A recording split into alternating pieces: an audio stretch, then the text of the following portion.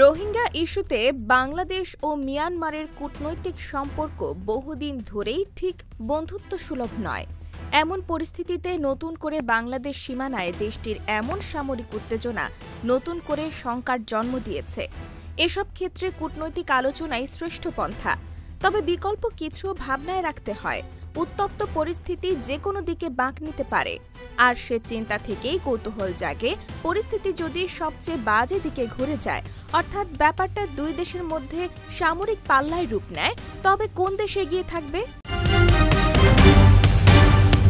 Global fire পাওয়ার 2025-এর report অনুযায়ী 145টি দেশের মধ্যে বাংলাদেশ রয়েছে 35তম অবস্থানে।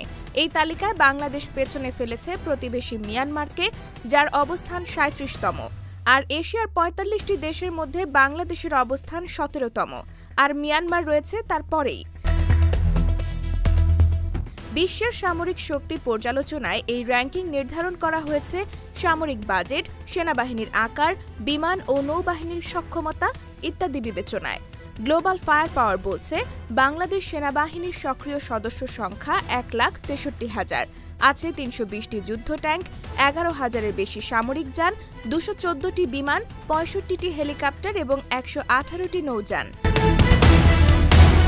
অন্যদিকে মিয়ানমারের সেনাবাহিনীতে রয়েছে 445টি যুদ্ধ ট্যাঙ্ক, 317টি বিমান, 83টি হেলিকপ্টার এবং 232টি নৌযান।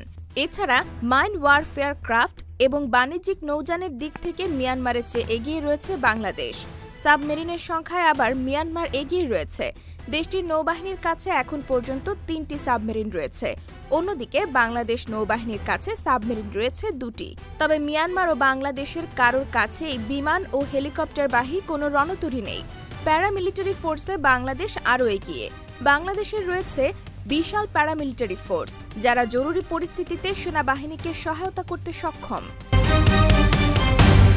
সামরিক বাজেটেও বাংলাদেশ এগিয়ে।